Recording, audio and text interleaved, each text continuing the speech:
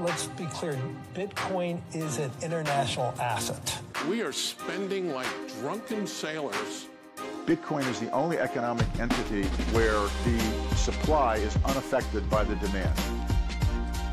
If you want to preserve your wealth, you have to convert that currency into an asset that's scarce, desirable, portable, durable, and maintainable.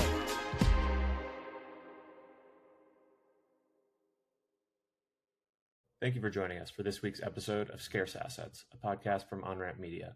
On today's show, Andy Edstrom and Jesse Myers sit down with Anthony Scaramucci to discuss his journey into Bitcoin and the current state of the market. They discuss Anthony's early investment in Bitcoin and the challenges he faced, as well as the potential for Bitcoin to disrupt traditional financial institutions. They also touch on the volatility of Bitcoin and potential price targets for the future. The conversation highlights the growing acceptance of Bitcoin among institutional investors and the need for patience as the market continues to evolve and mature. Scaramucci also touches on the potential impact of Bitcoin on politics, challenges faced by pension funds, and the psychological aspects of investing in Bitcoin. And now, time for the show. Hello, my name is Andy Edstrom, and I'm happy to welcome you to the 12th episode of Scarce Assets, a show that examines scarcity, the most fundamental driver of economics and markets, and the scarcest asset of all, which is Bitcoin. I'm delighted to be here with my great friend and co-host Jesse Myers and our guest, Anthony Scaramucci. Now, when Anthony got into Bitcoin, he was one of the highest profile, most well-known people in the traditional investment space to take a positive stand on Bitcoin. Over 3 years ago, Anthony's firm launched a dedicated Bitcoin fund, and he quoted me in his marketing materials, and Jesse and I still agree that that Skybridge document is probably the best Bitcoin slide deck we've ever seen. Anthony invited me onto a panel to talk about Bitcoin as an asset class, and it was around that time that I told a friend that we now have two of the best salesmen on earth selling Bitcoin, and that's Michael Saylor and Anthony Scaramucci. Now, adopting Bitcoin was not the only controversial thing that Anthony's done, and he's had some victories and some defeats, but through it all, I respect his ability to admit his mistakes, learn, and move forward, and whatever happens in the future, I will not be betting against him. So, Anthony, welcome to the show, and how are you? Well, I mean, first of all, you're very sweet, and you wrote an amazing book, which I read before I made my first Bitcoin investment, and so kudos to you. And I think the reason why you liked our slideshow so much is I plagiarized it from your book, so that's probably the reason why you liked it so much. But in all seriousness, Michael Saylor made his first Bitcoin investments. People probably know this, but he made his first Bitcoin investments in August of 2020. We followed him and made our investments in October, November. And so he is by far the way better salesman. But what's interesting about him, he's way more free-spirited than me because he has his own balance sheet. I put client money into this, and the wirehouses, these very famous lagging indicating wirehouses, they fired us. Put a sell on our fund. They said that we were dopes for being in Bitcoin and that we don't know what we're doing. And so they fired us. And so a lot of their clients left as a result of their decision to fire us. Smarter clients stayed, and they've been ridiculously rewarded. And I'm not patting myself on the back or anything like that. It's just this was something that you either saw and you embraced or you didn't see. But I would submit to you and all of your viewers and listeners, if you're doing the homework on this asset, which is actually an asset class, Bitcoin itself is an asset class, you go towards the asset. I don't know anybody that's done the homework, okay, the way you guys have done it and the way Andy writes so beautifully about it in his book that doesn't say, oh, okay, I hate that. It's a Ponzi scheme. It's a decentralized pet rock. I'm not going to buy it. I just don't know anybody. So if you find somebody, you let me know. I'm searching for that person. At Onramp, we believe that Bitcoin will be the most important asset to own in the 21st century. Our multi-institution custody solution is the safest and most secure way to ensure that your Bitcoin remains in your and your family's possession for decades to come. Multi-institution custody maximizes security and minimizes counterparty risk, leveraging Bitcoin's native properties to eliminate single points of failure that have historically complicated Bitcoin ownership. Onramp provides peace of mind for your Bitcoin journey. For more information, check us out at onrampbitcoin.com. Yeah, I think that's right. And appreciate your kind words about the book. You've got a book. You've got a book coming out, which I'm sure we'll get a chance to talk about in a minute.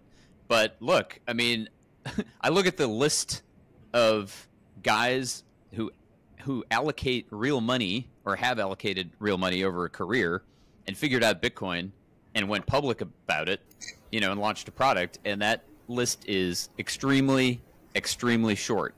And I think one of the things you mentioned was the journey is a wild ride. It can be arduous. No, you aged me, you son of a bitch. You should have helped us. Listen, when you did my podcast, you said, look, I think you're smart to make this investment, but you're going to be 95 years old in the next 3 years.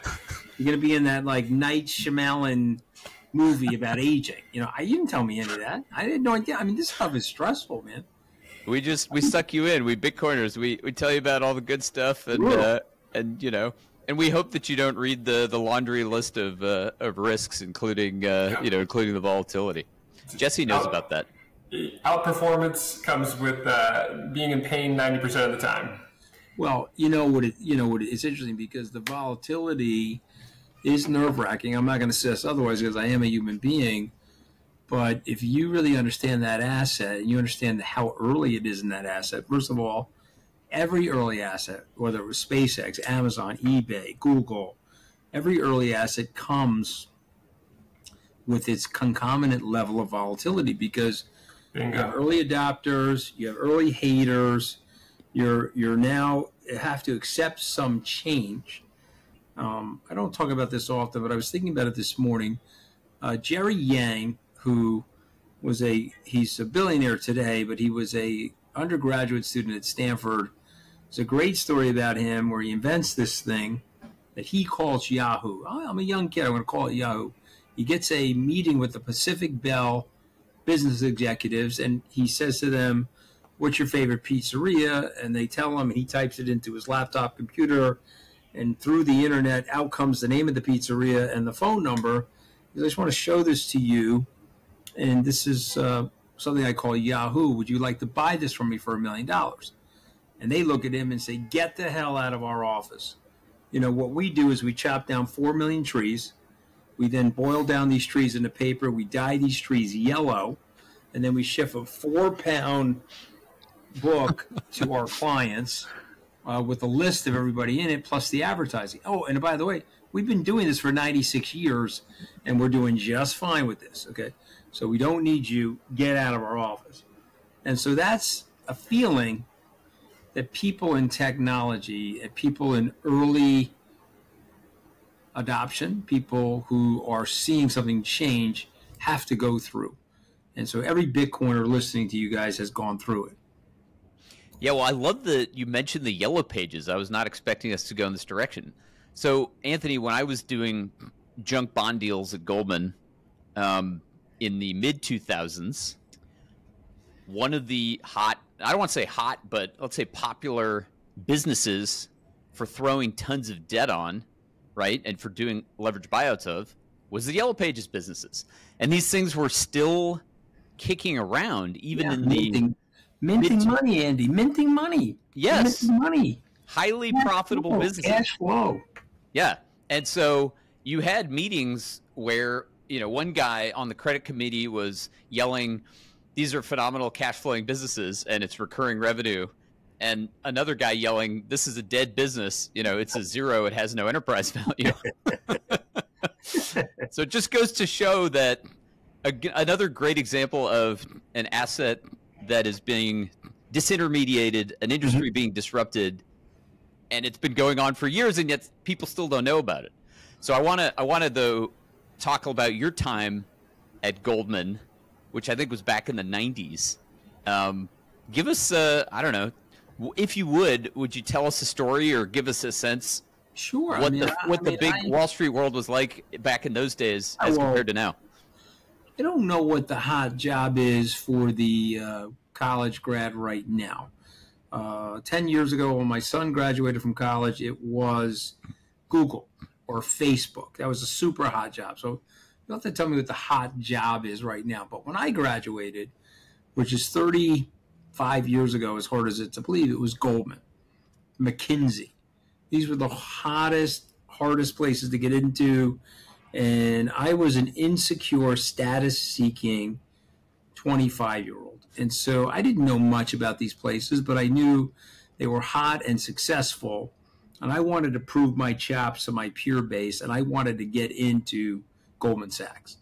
And so I did everything I possibly could to get into Goldman Sachs. And after a legion of interviews, 35 interviews, I got into Goldman, and I got the top job that was the coolest job. So I was the man. Sweet. Okay, but, and you see the fireworks going on, but I wasn't really the man. Okay, wasn't the man. And let me tell you why.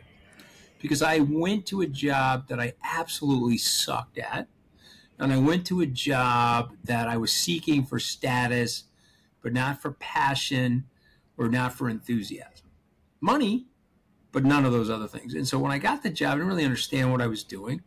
I was started as an investment banking associate, and I started on August 14th, 1989, which was a Monday. You could go look it up on your phone. And I got fired on a Friday, February 1st, 1991. Okay. So 18 months in the job, fired. I worked very hard, but I wasn't good at the job, and we were going through a recession at the time, and they fired me, and I was in a panic. I had school debt up the wazoo. I had parents that I was subsidizing with some of my income, and I was panicked. And so I took a roll of quarters. I went back into New York. There were no cell phones back then. I took the train back into New York, started pumping quarters into the payphone. And I finally got on the phone with somebody. They said, there's a job I think you'd be good at. I said, okay, great. Where is it? He said, at Goldman Sachs. I said, oh, you got to be shitting me. I said, where at Goldman Sachs? Well, it's in the sales area. You were in investment banking. You sucked at that, but you'd probably be a good sales guy. So I said, So lesson number one, don't piss off the person that fires you. Because you may need the person, okay? So I didn't. I understood what was going on with that guy, and his name was Mike Fascitelli. I saw him last night. Very, very close friend of mine. I called Mike, and I said, Mike, there's a job in the sales area. I know you like me. I understand why I'm being fired. Could you help me get that job? And he said, yes. And so I got rehired. So Mike, on Friday, February 1st, he handed me an $11,000 severance check. On March 28th, I got rehired into Goldman Sachs. I love that. Personnel called. And they said, hey, this is great. We're going to just mark you down as interdepartmental transfer. You're never going to have to tell anybody you got fired. I said, oh, that's great. Can we get the $11,000 check back, please? Okay. And I said something that was probably politically damaging. I said, no, I'm not giving you the check back. I said, I'm keeping the check. And I got fired. I put the check. I needed the money to pay off my school debts, all kinds of stuff. So I got hired and fired back into Goldman. And my career really started after I got good at the sales process and eventually the asset management. But here's three things I'll say about Goldman. The culture was amazing. It's a very team-oriented place. They're very, very hard-working people. They developed a really good work ethic. And my boss, may his soul rest in peace, had a great line that I'll share with your viewers and listeners. He said, Anthony, some people grow and other people swell. Make sure you're the guy that does the growing and not the swelling. And that was the kind of place it was. That was the kind of guy he was to work for. And I learned a lot there. And I tried to copy and mime a lot of the things that they did there in the businesses that I eventually started and have run to this day. Well, that's a fantastic story. Lessons learned, a lot of nuggets in there. You know what I think, Anthony? First of all, I agree with your characterization of Goldman. That's how it was when I was there. I also wasn't there that long either. I was a young analyst and moved on to other things. Although they did ask me to stay longer than my 2-year program. So I had that going for me, which is worthless in retrospect. But I think with regard to your $11,000 severance check, I think they owed you that money because I think they owed you for figuring out that there was a side of the house that that needed your talents and your go get 'em and your skills. And so, you earned that severance check, I think. Well, yeah, in some ways, I guess I did. Basically, I was in panic. But that 11 comes up for me a lot. I was fired after 11 days in the White House. I got an $11,000 severance check. One of my kids was born on April the 11th. And so, I don't know if you guys believe in all that stuff, but 11 comes up for me a lot. Lucky number 11. Well, I think Jesse's favorite number might be 21. But yeah, I'd say so. Speaking of hustling and getting one up on life when it deals you lemons, I think that I heard that you put a significant portion of the Skybridge balance sheet into Bitcoin, and so notwithstanding the volatility, I feel like you might be getting the last laugh in that regard. Any thoughts? Listen, I may or may not be getting the last laugh. You'll have to tell me. You might have to tell me, you know what I mean? But in any, because if you're right, and I believe you will be right, that this is going to go to a couple $100,000 a coin, then we'll all get the last laugh. But, I'm humbled. I've been humbled by life. I've been humbled by markets. When I made that investment, it was at 17,000. It then went from 17,000 to 69,000. It actually went up and then went down. And then it went up, and by the end of 2021, it was nearing 69,000. And, this is me. I'll just say this to you. I thought for certain that the Bitcoin spot ETF was going to get approved 3 months after the Bitcoin futures ETF, because I went to law school and I read all that administrative law, and I understood that a appropriate procedure in order not to be arbitrary and capricious in implementing or administrating the laws was that you would something very similar, which the Bitcoin spot ETF was to the futures ETF. You couldn't have one without the other. And so I got that wrong, and it went down, and the politics of Washington, be it was us, did everything they could to try to stop it or slow it down. And I'm going to say something that's a little controversial for Bitcoiners. That helped us. So Gary Gensler, I cannot stand the guy. I'd like him to resign from the SEC tomorrow. I think he's a disaster for American innovation and for financial services leadership. He doesn't even understand what he's doing. And he's really hurt the overall industry, not just the Bitcoiners and digital assets. But I'm talking about the industry known as Wall Street and financial services. But I will say this, that arbitrary and capricious decision to slow down the cash ETF exposed fraud, over leverage, poor risk management in a very nascent industry, and many imploded, including my friend Sam Bankman-Fried, who's now serving 25 years in jail. And had they not imploded, and they predict, by the way, at least in hindsight, they would have not imploded if he approved that ETF. We'd still be living in a Sam Bankman-Fried FTX world. And since he was doing things that were nefarious, it would have been an even bigger blow up years hence. So things have a way of working themselves out. But that's been quite a rocket ride from 69,000, from 17,000 to 69,000 to 17,000 or 15,000, and then back up to 70,000, now 65-ish thousand. Yeah, this asset has a way of a programmatic way of humbling everyone every 4 years and forcing the tide to go out to reveal people swimming naked. And what's your price target, Jesse, if you don't mind? And Andy, just sure. You mind me asking one question on your podcast? Sure. I'd say before the ETFs were approved, my price target for 12 to 18 months post-halving, I would have said 120 to 180,000. Then when we saw the ETFs launch, and then the expected inflows from them suddenly got dwarfed by the actual inflows about a month in particular, once the GBTC stuff had settled out. I think that showed the potential for how much demand inflow there could be through the ETFs.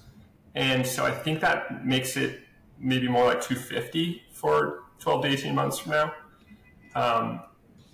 However, the reflexivity of demand in the ETFs has been, notable, more than I would have guessed to date, in the sense that, the last month or so, as the price has gone sideways, there's been kind of net, not really much ETF demand.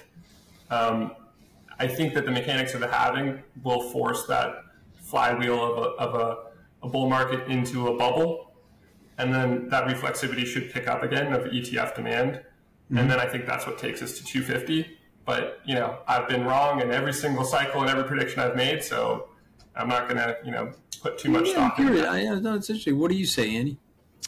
Yeah, so I think one of the things that Jesse is saying is the ETF that you seeded has had a material positive effect on the price move so far and has woken a lot of people up. So that's an interesting fact. I feel a lot like I felt 3 summers ago when it was this sort of interim period between the big first leg and there's a pause in the big second leg. I will be, I was kind of surprised we didn't hit 100K in the last cycle, so I have to admit that. But I'll be shocked if we don't see 100K in this cycle. I think 200 would not surprise me at all. And, north of that, I think we're getting into ambitious territory. Unless, of course, the powers that be, like the Fed, just print tons of money, which, who knows? That'll be a major factor. I think that, we've been hearing, we had Samson Moe on our show a few episodes ago. He's talking about $1 million Bitcoin. I find that as to be highly unlikely in this cycle. I'm hoping it doesn't happen in this cycle because I think it'd be mayhem. But yeah, I think in the zip code of 200 sounds about right for this cycle, and then maybe we're one more 4-year cycle from either hitting 7 figures or getting close. See, so it's interesting. I appreciate you guys sharing that with me, and I think what's interesting, something I want to key on with Jesse, because I've been on Wall Street forever. The mutual funds are retail depositories, and so what ends up happening is people get excited, and then they've been told these big numbers for Bitcoin, and so the big numbers didn't happen right away, and so they do this and they sell immediately. And if you look at the churn in the ETFs, yes, they're up from, I guess, 35, 40,000 at the beginning of the year to 65,000, very healthy, fantastic return. But if you get a blip, you get a hiccup, you get a scare related to the Federal Reserve, scare and inflation, you're going to see people depart that ETF. They're not the traditional Bitcoin hodlers, or as Michael Saylor says, hodlers that we like, right? And so there's good and bad in that. You get the reflexivity that Jesse's describing, but the flip side of that is something that's happening in this industry that we have to mention and explore. There's decisions being made right now by some of the largest pension funds in the world. And some of these people are drawing the conclusion that if I'm not long Bitcoin, I'm actually short Bitcoin. Now, let me just explain this to people. They're benchmarking off of a asset allocation, a tactical, total, institutional asset allocation. So it's the components of bonds, fixed income stocks, alternative investments, etc. And they own gold and they own all different varieties of assets to stay diversified. But they're now looking at a wedge developing called Bitcoin. And it's going to take out a pizza slice in that portfolio. Maybe it's a 1% pizza slice. Maybe it's a 2% pizza slice. So when the state of Wisconsin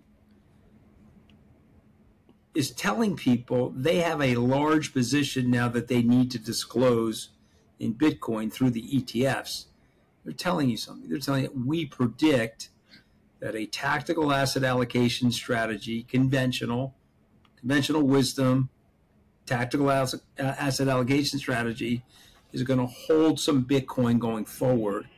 The result of which, if I don't own Bitcoin, I'm going to underperform as a result of not owning it. And the dominoes are falling, guys. The dominoes are falling. Morgan Stanley announced this week $270 million in Bitcoin ETFs on their balance sheet. So you're seeing the dominoes fall, and as you know, the supply has shrunk for Bitcoin. The network is only producing 450 coins now, down from 900. And so if you get spikes in demand, which I predict will happen, you'll jam up and force up the price. Yep, exactly. I think that's the thing that, Anthony, I wanted to ask you this, like, why do folks at Goldman or so many other places still not see that the halving comes along? The 30 days prior to the halving, the Bitcoin network was created $1.8 billion of new Bitcoin supply. That's good. It's a great question. So they're electing not to do the homework. Mm-hmm. They're the Pacific Bell executives that want to sell yellow pages. The yellow pages are working. It's good business for me. I don't want to do this homework. Also, if you really go down the rabbit hole and you get down to the permutational outcomes of Bitcoin, you start to realize, well, wait a minute, I can almost negate or reduce my transactions, the cost of my transactions, to zero, and my business is tied to these transactions. I don't want to do this. The phone companies, we were told the internet was going to knock the phone companies out of business because we were going to create these costless phone calls between all of us. But it didn't happen because they innovated, widened the bandwidth, they charge you a monthly fee, you get unlimited access for that monthly fee, and so on and so forth. And I think that's true of the banks, but they're nervous, and so they don't want to adopt this. They want to be slow to adopt this. They're calling our very dear friend Elizabeth Warren, who hates the two of you, but she doesn't hate the two of you as much as she hates me. Right? She doesn't know who I am for sure. Exactly. She might know who you are, though.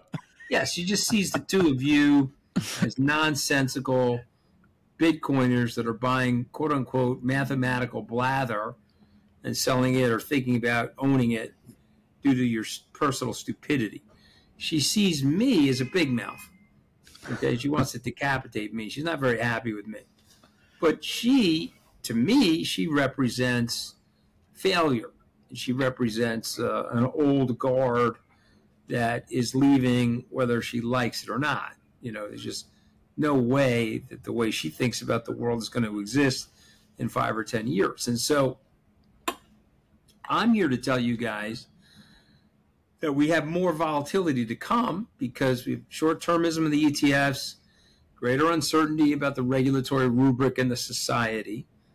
But it speaks to literally how early we are. That guy at Goldman, if Elizabeth Warren gets blown out of there and you get John Deaton in there who's running against, who's pro-Bitcoin, and they start passing pro-Bitcoin, pro-digital asset legislation, then the numbers we're talking about are very, very small. And that will happen quickly if it starts to scale.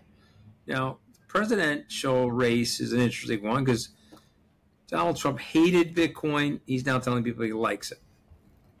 Joe Biden, I don't think Joe Biden could find a Bitcoin with two hands if it was in the bathtub. He's no way. He doesn't know what that is, okay?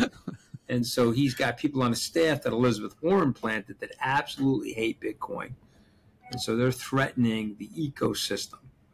So of everything that's going on right now, we have to be patient because there's an inevitability to Bitcoin, an inevitability to the network of Bitcoin. And the guy at Goldman is going to recommend it to his clients at $150,000 when it gets to that price target.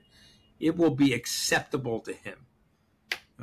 Same way I told you guys I got fired by a lot of the wirehouses when I put my first Bitcoin trade on.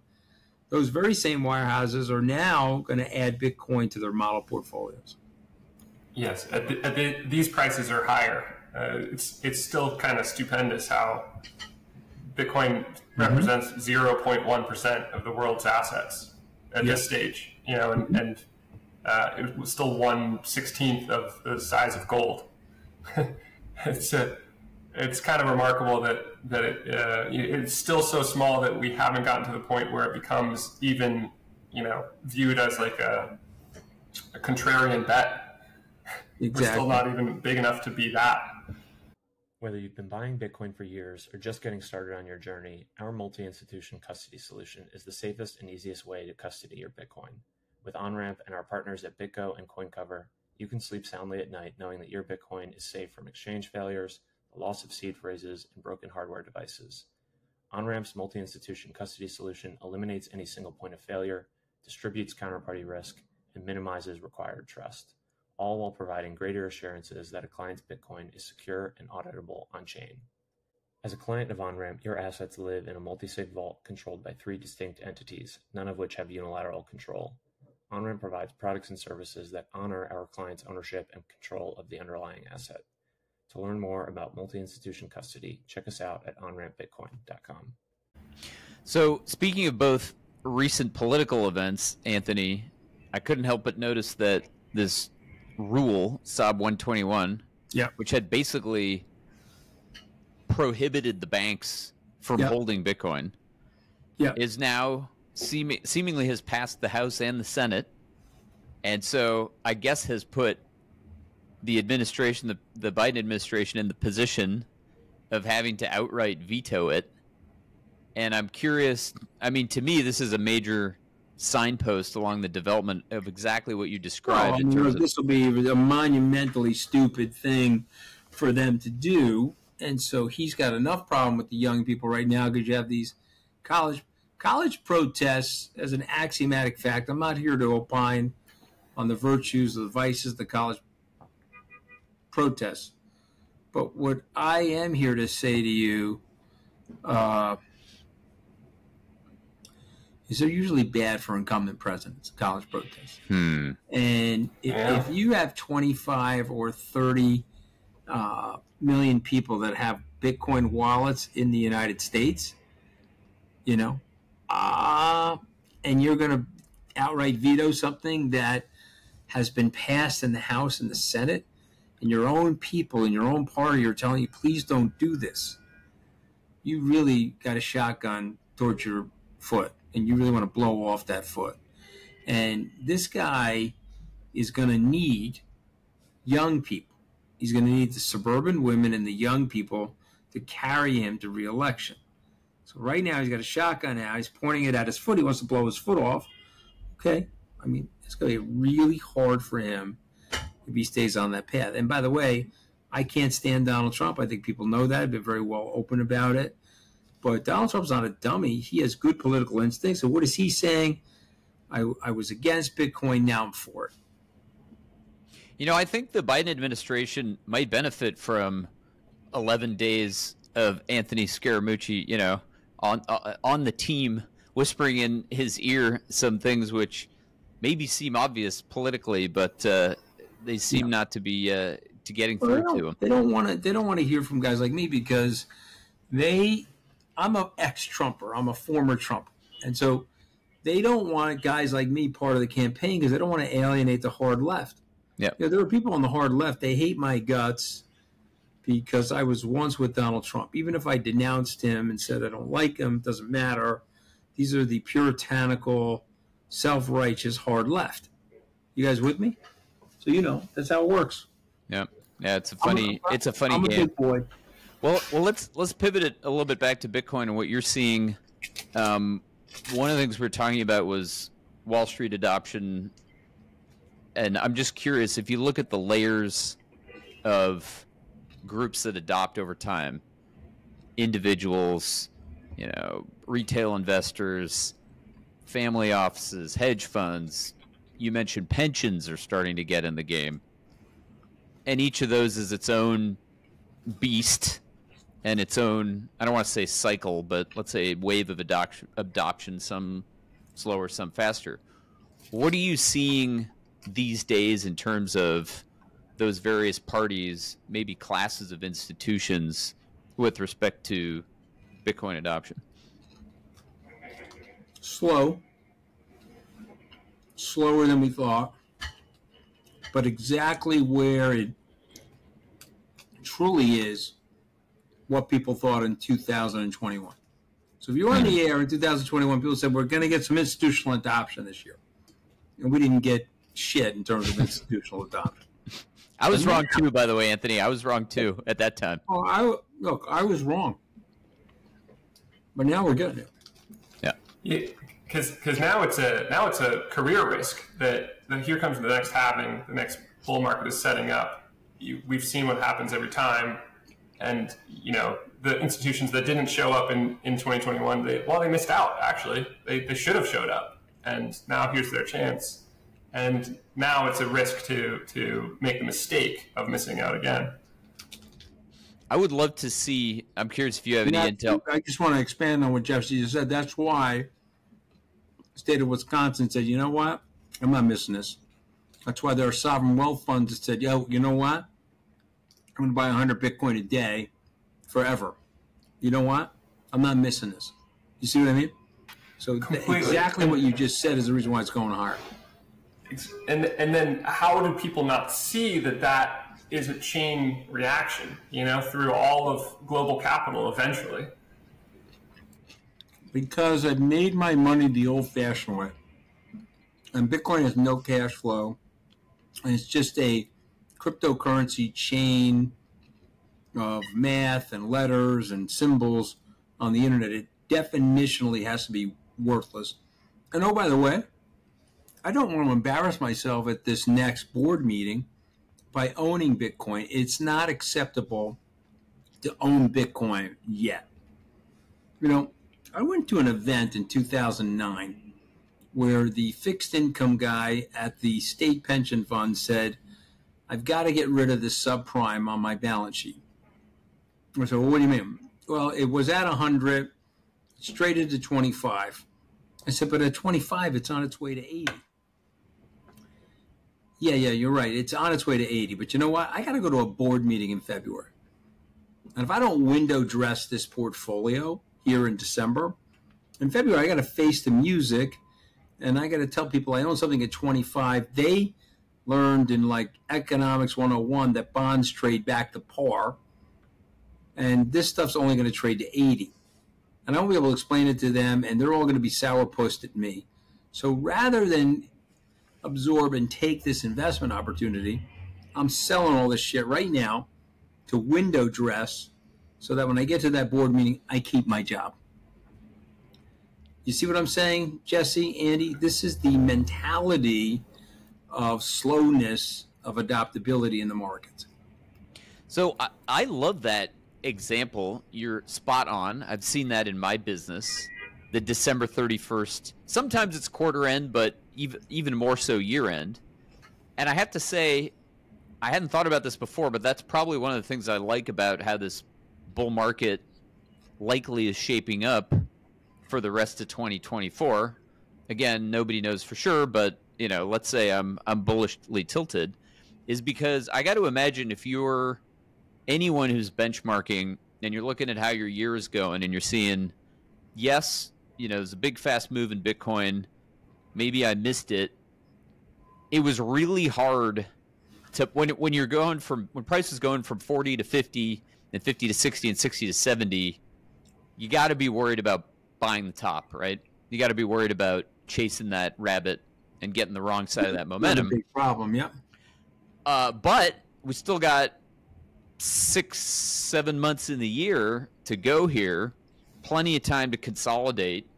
And, I don't really care about short-term price movements, but I have to imagine that the setup there is still pretty good going into year-end because there's still a lot of days on the calendar before any of that window dressing happens for December 31st. Yeah. No, you're right. But listen, I'm a really conservative person. Not me, by the way. I'm play acting with you. I'm a really conservative person. I'm at this very big pension fund, and I don't want to lose my job. And you know what? I can buy a bond. I could lose money in that bond. I could buy a stock as long as it's in the top 50 names, and I could lose money in that bond. No one's going to fault me. But this thing called Bitcoin, this could cost me my job. even though it could take care of these pensioners, it could help me get to an overfunded position in these pension accounts. I don't need to take that risk because I want to be here next year on this job. Amen. And by the way, guys, I got fired when I put my Bitcoin on. The right thing to have done was to call your clients and say, hey, these guys are pretty good fundamentalists. They see something in Bitcoin. We should add to these positions. But they don't do that because I could get them fired. That's it. If you know the following syllogism. If I fire you and it keeps me from getting fired, or should I hire you and it potentially threatens me to end up getting fired, what am I doing? Okay, you guys are pretty smart people. What am I doing? You're protecting yourself. It's human nature. Yeah, and so that's why you're going to run to 100, make it to 120, maybe like you said, 12 to 18 months from now, higher than that. There could be some positivity to the flywheel as a result of the demand going into the ETFs and the Wall Street selling cycle. And there could be a couple of rate cuts.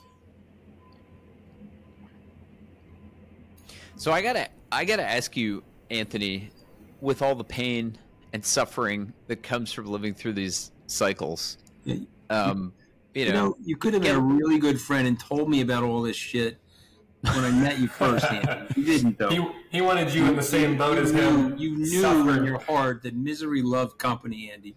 No, well, maybe this is good. Great. Get in this miserable boat with me and ride these volatile rapids. Maybe this is a good chance to throw your partner Brett under the bus a little bit here. Oh no, I tried to strangle him twice. Don't kid yourself. Well, I'm actually curious. I mean, is there a story there in terms of his interest in Bitcoin, his learning process, your learning process? Sort of how that part of your Bitcoin journey evolved. Yes, because we're like a married couple, Brett and I. Okay, we are in a 37-year relationship. The reason why our relationship works so well, frankly, is we've never had sex with each other. So I absolutely believe that's the secret to longevity in a relationship. Because once you start having sex, you start fighting with each other. You know how that is. You guys have spouses or mates or roommates or girlfriends, boyfriends, whatever it might be.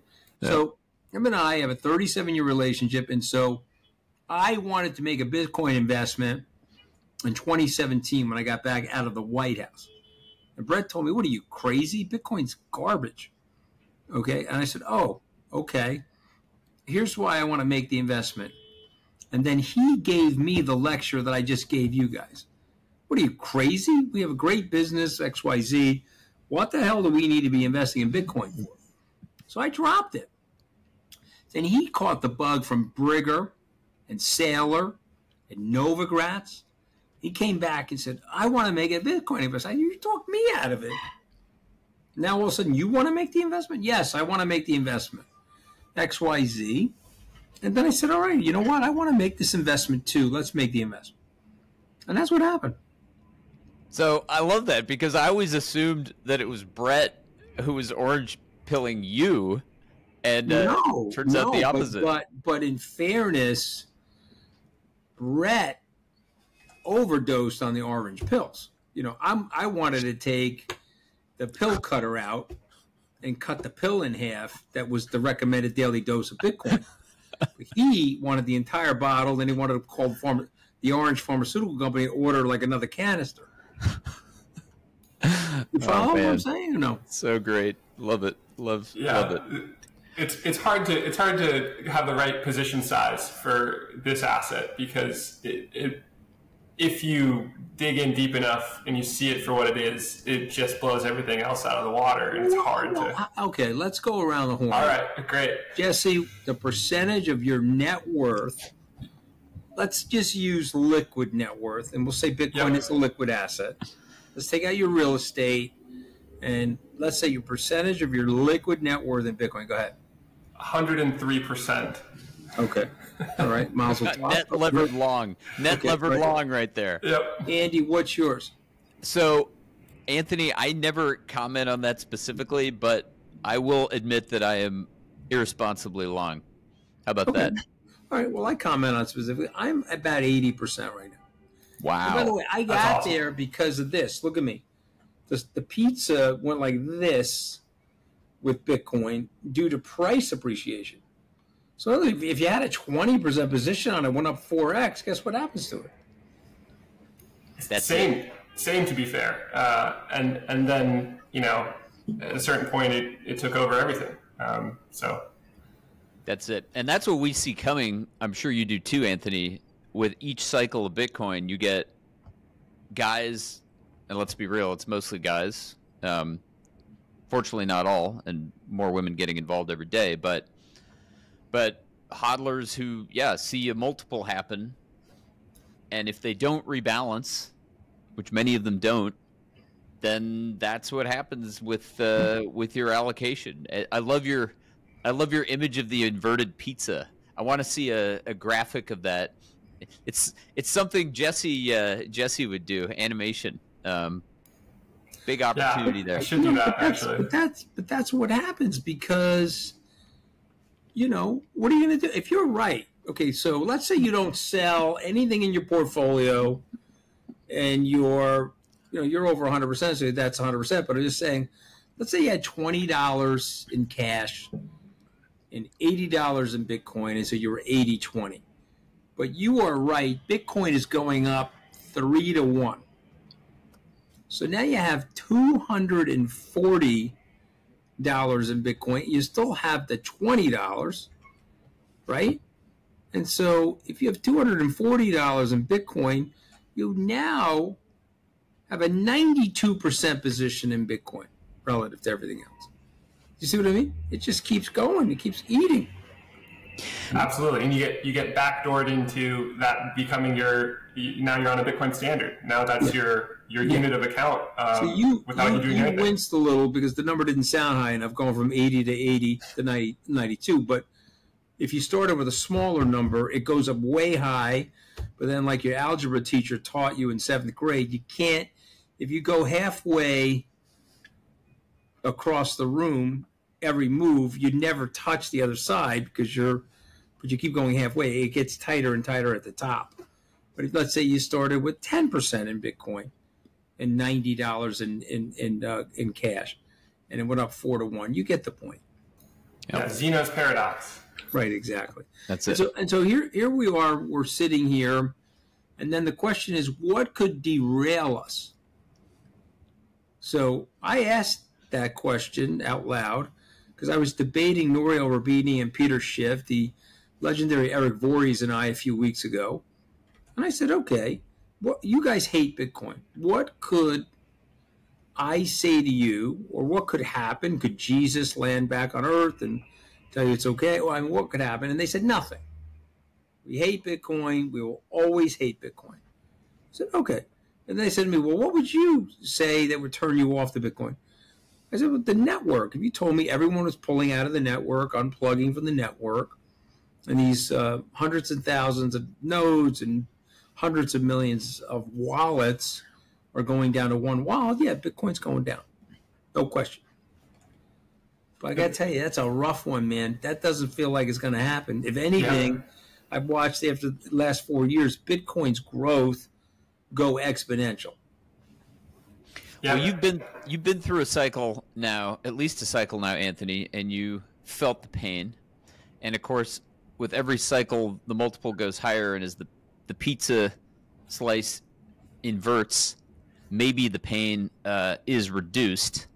But suffice to say, having a huge allocation to Bitcoin, I think for most mere mortals, is painful in the bear market. Yes, it does. It does build resilience, though. And I want to use that opportunity to draw on your experience to comment. You've got a book here, Wall Street to the White House and back, the Scaramucci Guide to Unbreakable Resilience. What can you tell us about lessons learned on resilience and what you've put pen to paper here with? Well, a couple of things. I think if you want to be happy, and I'm oversimplifying, but if you want to be happy, happy is not a permanent state because you have to deal with tragedy in life. And so Can't be permanently happy. But there's a couple things you can do to be happy. Okay, the number one thing is you got to forgive your parents. Okay, because the great tragedian, the great Greek philosopher Sophocles said that we blame our parents for our trials and tribulations. Why? Our parents never asked us for permission to be born. Here we are living in this tumultuous life, and so when bad things happen to us, I blame my parents. Okay, that's what Sophocles said. But if you forgive your parents, whatever behavior, whatever malfeasance, whatever you feel was the grievance that you could harbor against your parents, you can set yourself free, and you can have some release from that neurotic anxiety. The second thing you got to do is you got to have a gratitude list. I wake up, the fact that I could have a great cup of coffee this morning or just eat that chocolate bar while I'm talking to you, that is a pleasure for me. And you got to have a gratitude list, and people have to just forget about what other people have. What do you have that you're the happiest about? And then the third thing, which I think is the most important thing, is you're going to die. We got that? We go into denialism. We're not going to die, but we are going to die. So calm down. Focus on something you really, really like and do that.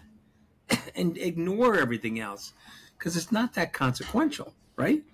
So that, if you get those three things right, you can also be an incredibly resilient person.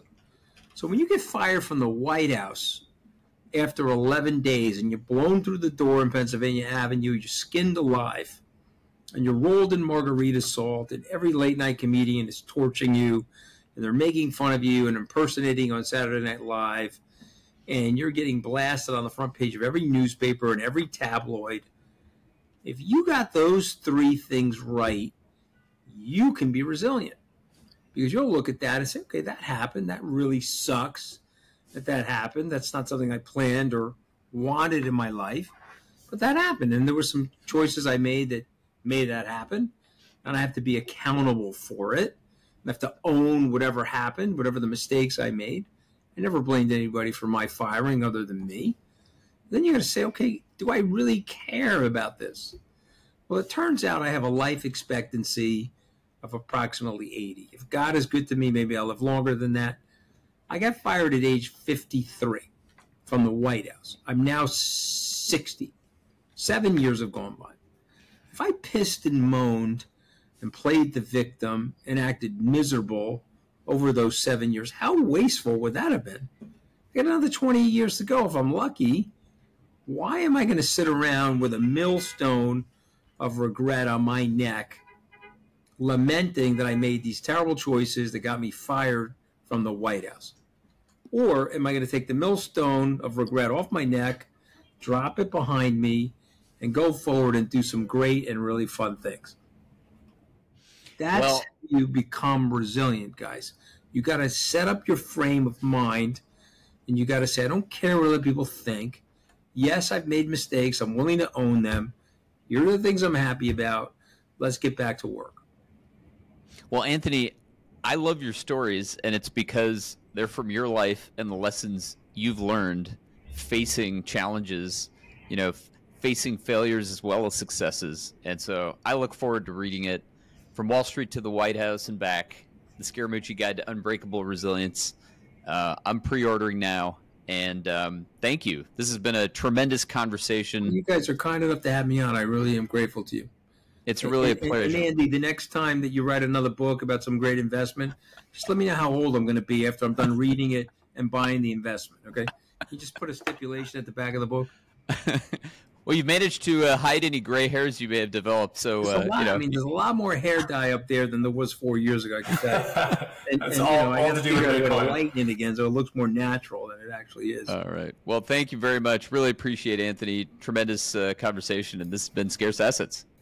Great to be on with you guys. Thanks for listening to this week's episode of the show. If you found the information valuable, please share the episode with a friend or leave a rating on your favorite podcast app. All the links we discussed in today's show will be in the show notes inside your podcast app. Before we finish, a quick reminder that Onramp Media is for informational and entertainment purposes only, and nothing should be construed as investment or legal advice. Regardless of where you are on your Bitcoin journey, we'd love to hear from you. Visit onrampbitcoin.com/contact to schedule a consultation with one of our private client advisors.